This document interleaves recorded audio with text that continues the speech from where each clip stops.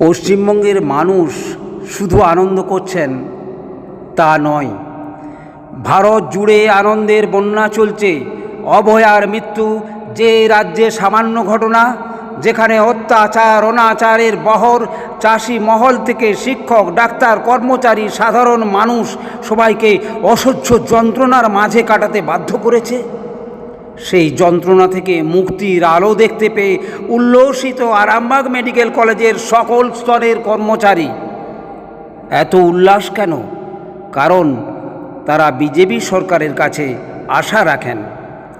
দৈনিক 567 টাকা বেতনে একজন পশ্চিমবঙ্গ সরকারি কর্মচারী কিভাবে সংসার চালাচ্ছেন তাই আবির হাতের মানুষগুলো জানেন।